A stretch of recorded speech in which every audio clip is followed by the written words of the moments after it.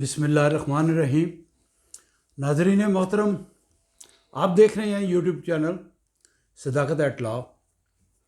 मैं हूं मिर्ज़ा सदाकत Ali, advocate supreme court. और आज मैं आपके लिए एक ख़ुसूसी प्रोग्राम लेकर आया हूं जो स्कूल्स में, कॉलेजेस में और यूनिवर्सिटीज़ में स्टूडेंट्स में ड्रग एडिक्शन जो है, यानी हीरोइन, चरस और गर्दा और बेशुमार जो ड्रग्स फैल रही हैं बच्चों में और हमारी नई नस्ल तबाह हो रही है। मुझे काफ़ी लोगों ने इस बारे में कहा कि आप वीडियो बनाएं।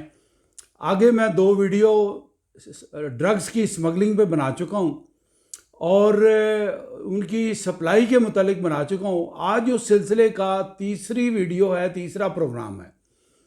और ये जो बातें पहले डिस्कस मैं कर चुका हूँ वो बातें मैं रिपीट नहीं करूँगा। ये आज की वीडियो बिल्कुल नई होगी, डिफरेंट होगी और वो फैक्टर्स डिस्कस करने हैं जो पहले डिस्कस नहीं हो चुके। आपका प्रोग्राम शुरू करने से पहले एक रिक्वेस्ट है कि आप मेरे चैनल को लाइक कीजिए, सब्सक्राइब कीजिए और आगे भी शेयर कीजिए ताकि दूसरे लोगों का भी इसमें फ़ायदा हो, उनको भी नॉलेज हो, बेनिफिट हो। थोड़ा सा मैं रिपीट करता चलूँ कि मैं सुप्रीम कोर्ट ऑफ पाकिस्तान में 3.25 साल पूरे पाकिस्तान का prosecutor general anti narcotics force के ओहदे पर तैनात रहा हूँ और पूरे पाकिस्तान की एपिलेट वर्क जो है, जो तमाम पाकिस्तान से कोयटा, कराची, लाहौर, सरगोदा, गुजरांवाला और पेशावर और मुख्तलिफ़ जगहों से आते थे, वो सारे मेरे हाथ से गुजरे हैं। क्योंकि मैं सुप्रीम कोर्ट में काम करता रहा हूँ और मुझे बड़ा काम करना पड़ता था और 3.5 साल तक मैं ये काम करता रहा और मुझे बहुत सारी बातें सीखने को भी मिली और वो जो फैक्ट्स आम आदमी को नहीं पता होते उनसे भी मैं आश्कार हुआ। अब मैं आपके सामने कुछ बातें रखना चाहता हूँ। आज का हमने सब्जेक्ट ये बनाया है, how to stop use of drugs in schools and universities. आज मैं बड़े दुखी दिल के साथ आपसे बात करूँगा। मेरी वीडियो आखिर तक देखनी है और बड़ी ही इंफॉर्मेटिव वीडियो है, बड़ी यूज़फुल होगी। और आपको ये बता दूँ कि मैं तो अपनी कौम के लिए काम करता हूँ, अपने मुल्क के लिए काम करता हूँ, अपनी सोसाइटी के लिए वेलफेयर का काम करता हूँ। तो आपसे भी गुजारिश है कि इस वेलफेयर के काम में आप भी हिस्सेदार बनिए। आप इस वीडियो को आगे फैलाइए, आगे शेयर कीजिए, लोगों को पता चले। हमारी वैसे तो सोसाइटी जो है तकरीबन तबाह हो चुकी है, तकरीबन तबाह हो चुकी है। वो किस तरह कि कोई भी इदारा ठीक तरीके से काम नहीं कर रहा। आप एजुकेशन का महकमा ले लें, हेल्थ का महकमा ले लें, रेलवे ले लें, PIA लें, स्टील मिल ले लें, पोस्ट ऑफिस ले लें, जहाँ जाएंगे ज़वाल पजीर है। अब ये नई नस्ल जो तबाह हो रही है, इसके बारे में मैं आपको क्या बताऊं।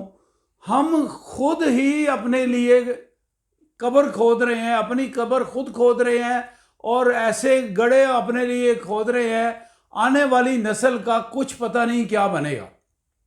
यानी एक आदमी अपनी तबाही का सामान खुद करे, अपने गले में फंदा डालकर और वो रस्सा डालकर छत से झूल जाए, पंखे से झूल जाए, खुदकुशी कर ले, तो कोई उसका क्या कर सकता है। हमारी कौम तो उस तरीके से है। यानी मौलवी हजरात जो हैं, सबकी मैं बात नहीं करता, वो लोग जो ख़राब धंधे में, गलतकारियों में मुलव्विस हैं, मेरा टारगेट वो लोग हैं। मैं सिर्फ उनकी बात करूंगा और जो नेक लोग हैं, नेक काम कर रहे हैं, खुदा के लिए उनसे माजरत से, वो लोग मेरे निशाने पर नहीं हैं। हमने अपनी जिम्मेदारी पूरी करनी है बतौर एल्डर्स ऑफ सोसाइटी के मुआशरे से खराबी को दूर कैसे करना है, इतना हमारा काम है। बाकी लोग ये ना समझें कि हमने एज ए होल पूरी नेशन को ही ख़राब कर दिया, लेकिन मेजॉरिटी ऑफ द पीपल जो है वो खराबी का शिकार है। अब मैं आपको बताना चाहता हूँ फैक्टर जो हैं पहला डिस्कस करेंगे हम कि ये सप्लाई कैसे होती है स्कूलों में। ये जो आज का प्रोग्राम मैंने बनाया है, थोड़ा सा मैं इसकी बैकग्राउंड बता दूं कि 2-3 दिन पहले लाहौर के एक डिफेंस के स्कूल में, बड़ा फेमस और बड़ा महंगा स्कूल है, उसमें वाक़या पेश आया कि कुछ नौजवान लड़कियां जो है, वो एक लड़की को, मलीहा नाम था या क्या नाम था, उस लड़की को ज़बरदस्ती और फोर्सेबली ड्रग्स पे लगाने की कोशिश कर रहे थे। उसने इनकार किया और इनकार करने के बाद उसने उनकी वीडियो बनाई और वीडियो वायरल कर दी और उन बच्चियों के पेरेंट्स को भी भेज दिया। जब ये वीडियो वायरल हुई तो उन 4-5 लड़कियों ने इकट्ठा होके उस लड़की पर, बच्ची पर हमला करके ज़मीन पे उसको गिराया। सारी दुनिया ने वो वीडियो देखी है, मैंने भी देखी है, आपने भी देखी है। बड़ा जुल्म किया, उसके सर पर ठुड्डे मारे, उसके बाल नोचे, उसको मुक्के मारे, उसको गंदी गलीज गालियाँ दी कि तुमने ये हरकत क्यों किया कि हमारी वीडियो जो है एडिक्शन की तुमने वो वायरल कर दिया। अब उसी ज़िमन में मैं आज की ये वीडियो, वैसे भी मेरे प्रोग्राम में शामिल था कि ये पार्ट 3 उसका मैं ड्रग्स एडिक्शन के बारे में बनाना था, लेकिन मुझे चूँकि कुछ टेलीफोन आए कि उसका भी जिक्र करें और ये आप वीडियो बनाएं, तो इसलिए मैं ये बना रहा हूँ। तो चलें शुरू करते हैं अपना प्रोग्राम। ये स्कूलों और कॉलेजों में, पहली बात आपको बताऊँ, ये सप्लाई कैसे होती है। ये स्कूल्स में, कॉलेजों में, यूनिवर्सिटीज़ में इनका अपना स्टाफ मुलविस होता है। वो स्टाफ जो है उसमें पीएन भी शामिल है, उसमें पिक एंड ड्रॉप के गाड़ियों के जो है ड्राइवर्स भी शामिल है, कैफेटेरिया का स्टाफ भी शामिल है, उसमें माली भी शामिल है और उसमें अकाउंट्स क्लर्क भी शामिल है। और इसके अलावा स्कूल और कॉलेजेस के बाहर जो लोग फ्रूट चाट और पॉपकॉर्न्स और आइसक्रीम्स और इस किस्म की चीज़ें जो बेचते हैं छुट्टी के वक्त, वो भी ड्रग्स सप्लाई करते हैं। ये बिल्कुल पूरी जिम्मेदारी से मैं बात आपको बता रहा हूँ। इसके अलावा ये लोग एक सोर्स हैं जो बाहर से ख़रीद के लाते हैं और रोज़ाना की बुनियाद पर बच्चों को इस्लामाबाद में या और लाहौर में या कराची में, बड़े बड़े शहरों में, यूनिवर्सिटीज़ में, स्कूल्स में ये ड्रग्स सप्लाई करते हैं। ये है मेन सोर्स उन बच्चों तक ड्रग्स पहुंचाने का। अब हमने अगली बात डिस्कस करनी है कि रिस्पॉन्सिबिलिटीज़ किन किन की आयद होती है, यानी आप किसको रिस्पॉन्सिबल समझेंगे कि कौन रिस्पॉन्सिबल है। पहली बात यह है कि बच्चों के मदर और फादर जो हैं, सबसे पहली रिस्पॉन्सिबिलिटी उनकी होती है। बच्चे जब ड्रग एडिक्शन का शिकार हो जाते हैं, बच्चे जब ड्रगी बन जाते हैं, वो कैसे कि सबसे पहली जिम्मेदारी माँ और बाप की ये होती है कि वो नज़र रखें, निगाह रखें ग्रोइंग चिल्ड्रन पर।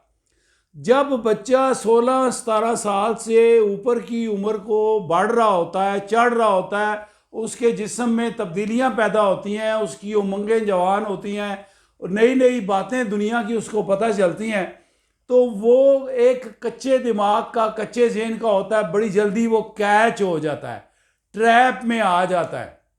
किन के ट्रैप में आ जाता है? वो लोग जो ड्रग का काम करते हैं। अब आम तौर पर हमारी सोसाइटी में रिश्वत तो बड़ी आम है, रिश्वत इतनी आम है और इतनी ज़्यादा है कि पूरा मुआशरा आरामकारी में, रिश्वतखोरी में डूबा हुआ है। वो कैसे कि बच्चों को लोगों ने अलहदा गाड़ियां लेकर दी हैं कि भाई आप स्कूल जा रहे हैं, अपनी कार पे जाएं, अपनी कार पे आएं।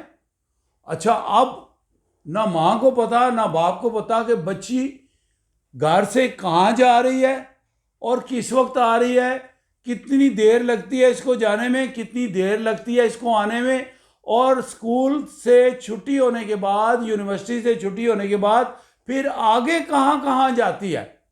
ये टोटली अनचेक्ड बच्चे रहते हैं। जब माँ और बाप अनचेक्ड रहेंगे, वो अपनी लाइफ में मसरूफ़ होंगे, वो अपने सोशल एक्टिविटीज़ में मसरूफ़ होंगे, तो फिर आप मुझे ये बात बताएं कि कैसे आप बच्चों के ऊपर चेक रख सकेंगे।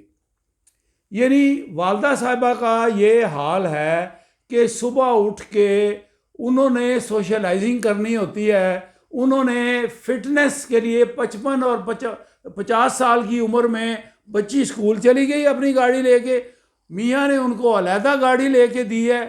मिसाल के तौर पे उनके हस्बैंड है फेडरल सेक्रेटरी हैं या डिप्टी सेक्रेटरी हैं या कुछ भी हैं, बड़े ओहदे पर हैं, और नहीं भी किसी ओहदे पर, कोई मिल ओनर हैं, इस्लामाबाद में रहते हैं, लाहौर में रहते हैं, बड़े मालदार हैं, उन्होंने सबको, जितने घर के मेंबरान हैं सबको गाड़ियां अलहदा लेके दी हुई हैं।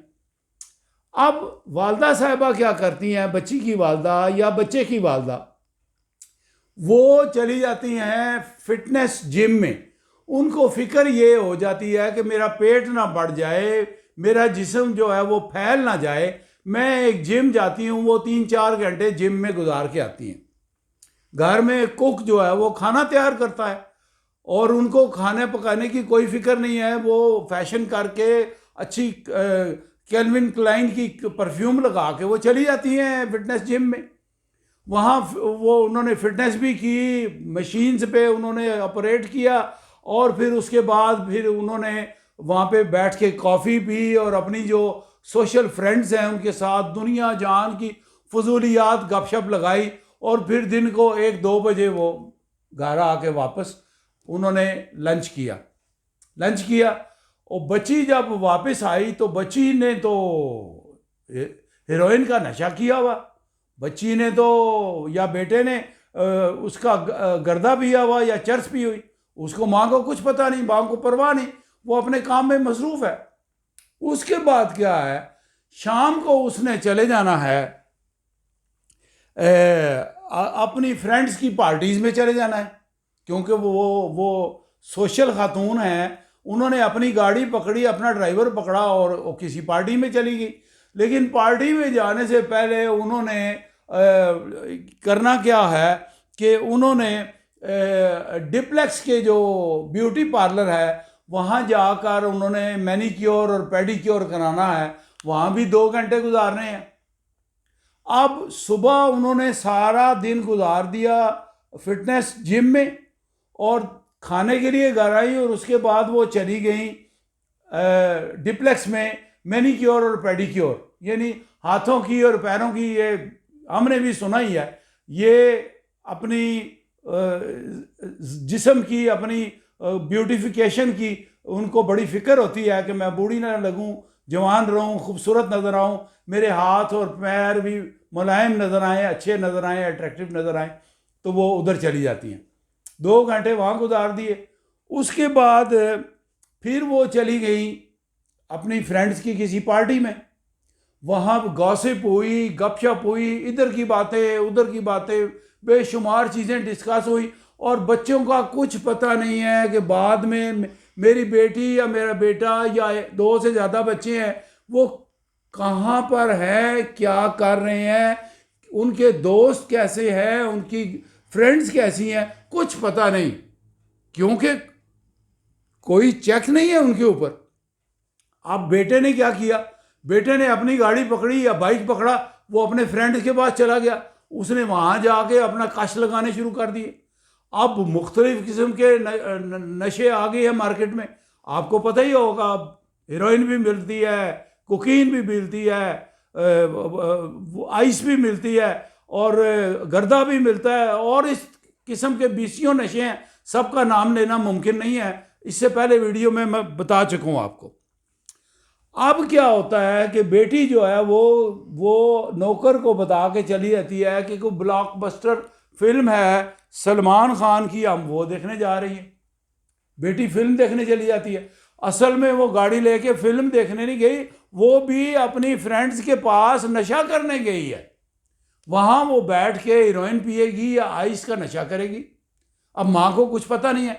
वालिद साहब क्या करते हैं, वालिद साहब 2 बजे अपने ऑफिस से आने के बाद जो है वो क्या करते हैं कि वो चले जाते हैं, अगर सर्दी का मौसम है तो वो टेनिस खेलने चले जाते हैं, अपने फ्रेंड्स के साथ सोशलाइजिंग भी करते हैं, टेनिस भी खेलते हैं, इस्लामाबाद क्लब में चले जाते हैं, और अगर वो गर्मी का मौसम है तो फिर वो स्विमिंग के लिए चले जाते हैं। स्विमिंग करने के बाद जब वो वहाँ से फारिग होते हैं, उसके बाद फिर उन्होंने मैरियट में चले जाना है, अपने फ्रेंड्स के साथ डिनर करना है।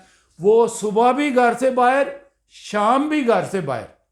और आप अंदाज़ा करें कि कौम का मुस्तकबिल जिन लोगों के हाथों में है वो इनके बच्चे हैं, जो रिश्वत जमा करने में लगे हुए हैं, जो अपनी ज़ात की फ़िक्र में मुलविस हैं, जो अपनी ज़ात का फिक्र कर रहे हैं। माँ अपनी ज़ात में लगी हुई है संवारने के लिए, बाप अपनी ज़ात संवारने के लिए लगा हुआ है। बच्चों को कोई फिक्र नहीं है कि बच्चे पाकिस्तान का सरमाया है, पाकिस्तान की भाग दौड़ हमारी ज़िंदगियों के बाद इन बच्चों के हाथों में आनी है।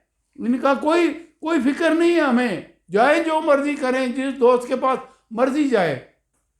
मतलब ये है आपको बताने का कि जब आपके बच्चे अनचेक्ड रहेंगे, जब आपका ये प्रोग्राम नहीं होगा कि क्या मेरा बच्चा दीनी तालीम हासिल कर रहा है, नहीं कर रहा, मेरे बच्चे का मिलना मिलाना किन लोगों से है, जब आप बच्चों को खुले पैसे दे रहे हैं, वो स्कूल में भी या यूनिवर्सिटी में भी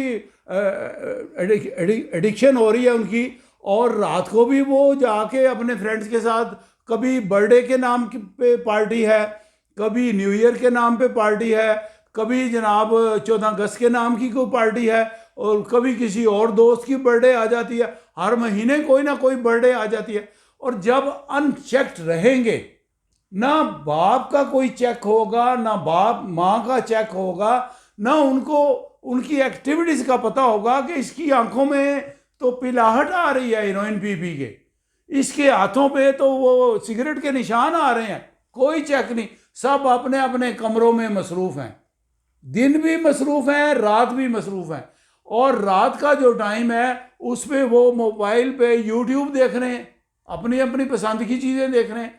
उनको क्या लगे कुरान की तिलावत से, उनको क्या लगे कुरान का तर्जमा पढ़ने से, उनको क्या लगे नबी पाक सल्लल्लाहु अलैहि वसल्लम की सीरत तैयबा पढ़ने से।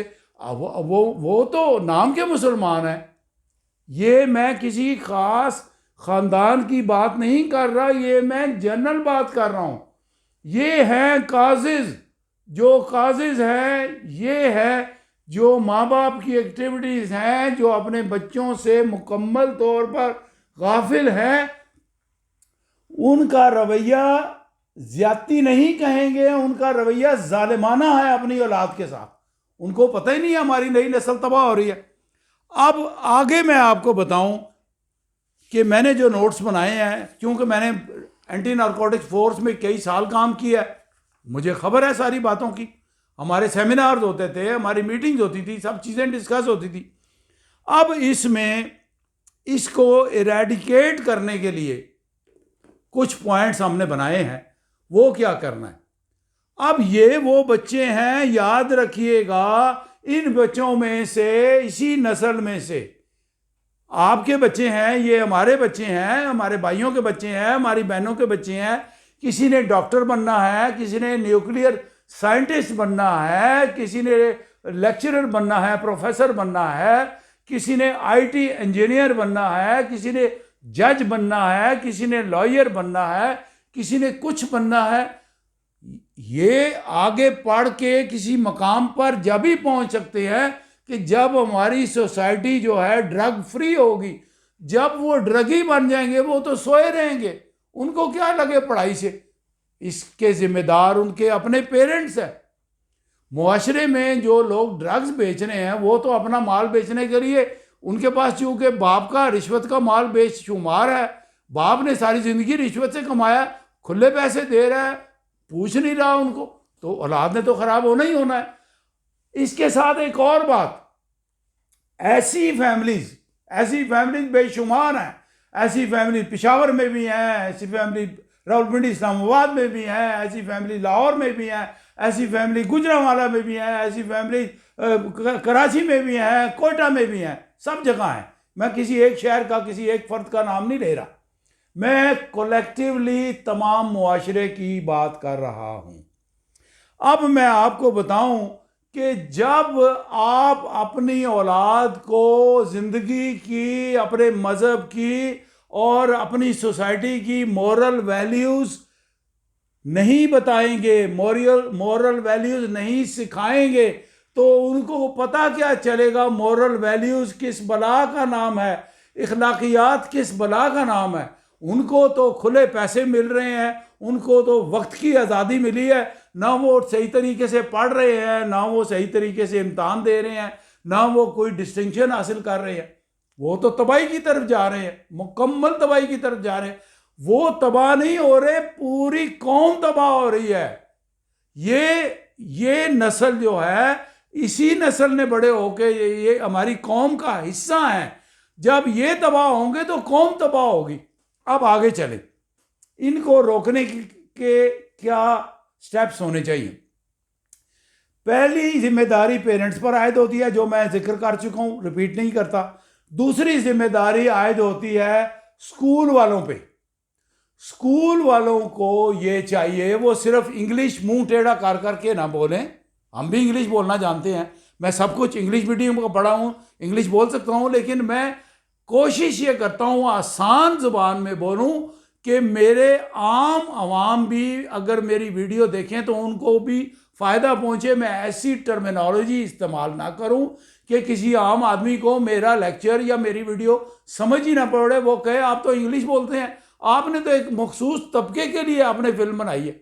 मेरी वीडियो जो है, मेरा मकसद ये होता है कि हर आम आदमी भी देख सके, उसको भी इसका फ़ायदा पहुँचे। ये मेरी नीयत की बात है, मेरे दिल की बात है। अब मैं आपको बात बता रहा था कि स्कूल वालों की जिम्मेदारी है। स्कूल वालों की जिम्मेदारी ये है कि वो हर बच्चे पर नज़र रखें, तमाम बच्चे जो हैं वो अंडर सर्वेलेंस रहे, उनको बच्चों की पीरियडिकल यानी 15 दिन बाद या 1 महीने बाद या 10 दिन बाद उनके बैग और उनकी पर्सनल सर्च करनी चाहिए, उनके पॉकेट्स और उनकी चीज़ों की सर्च करनी चाहिए। अगर कोई ड्रग वगैरह निकले तो ये पक्का पक्का एक क्रिमिनल केस है। ये पक्का पक्का मैं आगे चल के आपको बताऊंगा इसका करना क्या है। अगर ड्रग निकले तो इसका मतलब है वो ड्रग ही है, वो ड्रग यूज़ कर रहा है, लड़की हो या लड़का हो। एक बात।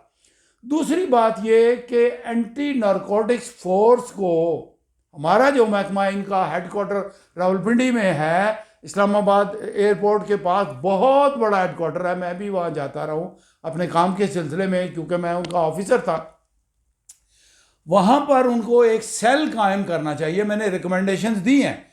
एक सेल ऐसा कायम करना चाहिए कि एंटी नारकोटिक्स फोर्स को ये इख्तियार मिलना चाहिए, तो वो रैंडमली किसी भी कॉलेज, यूनिवर्सिटी या स्कूल का विज़िट करे, उनके साथ एक डॉक्टर हो, वो डॉक्टर जाके विज़िट करे और किसी अजनबी बच्चे का, ये नहीं हो कि फलां का लेना है, किसी का भी ब्लड सैंपल ले, वो सैंपल टेस्ट करे। सैंपल्स में अगर ये पॉजिटिव आ रहा है कि ये बच्चा एडिक्ट है, इसके ब्लड में ड्रग जो है वो डिस्कवर हुई है, ये याद रखें, ये ब्लड का सैंपल जो है वो स्कूल के या कॉलेज के ब्रेक टाइम के बाद लेना है।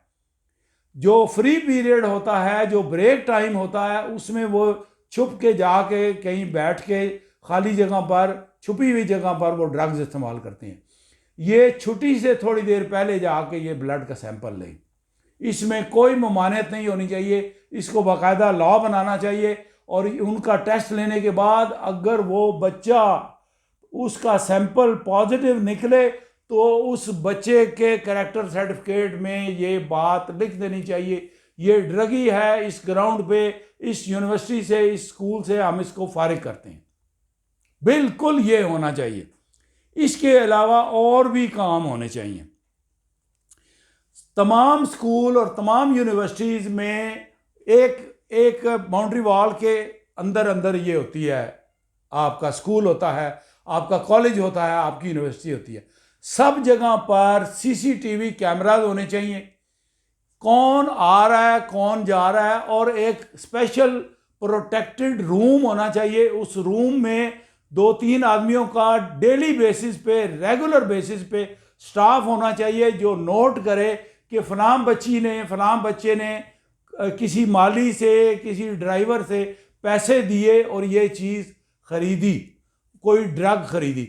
जब वो ड्रग ख़रीदेगी तो वो फिर इस्तेमाल भी करेगी। जब वो इस्तेमाल करेगी तो उसके ब्लड में वो आ जाएगा, पॉजिटिव आ जाएगा। तो वो रिपोर्ट प्रिंसिपल को होनी चाहिए।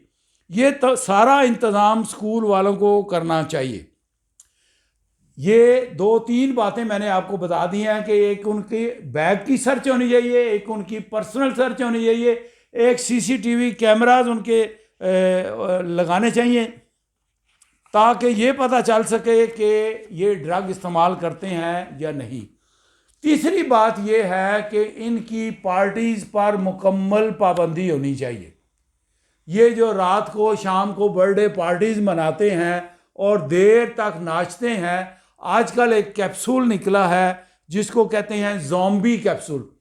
वो कई लड़कों ने यहाँ पर बैरियर टाउन में इस्तेमाल किए और वो कैप्सूल ऐसा है कि आदमी को होश ही नहीं रहता मैं क्या कर रहा हूँ। वो उसमें बदकारी भी कर जाते हैं लड़कियों के साथ, उनकी इज्जत से भी खेल जाते हैं। और फिर कई ऐसे वाक़यात हुए हैं कि वो इतने ज़्यादा हाइपर हो गए हैं, उन्होंने उस हालत में जाके वो कैप्सूल खाने के बाद उन्होंने जाके मर्डर भी कर दिए।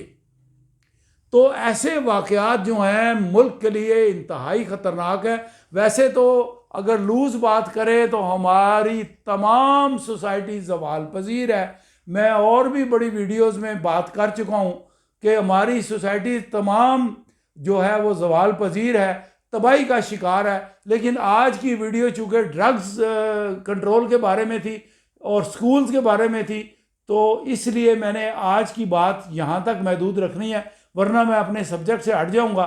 बाकी मामलात पर फिर किसी वक्त बात करेंगे।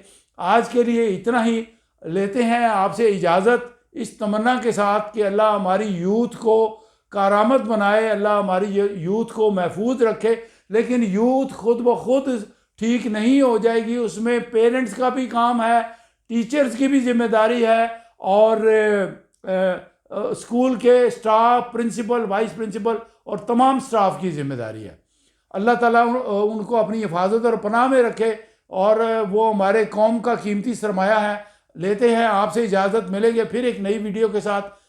तब तक अल्लाह आपका हामी और नासिर हो। अस्सलामु अलैकुम।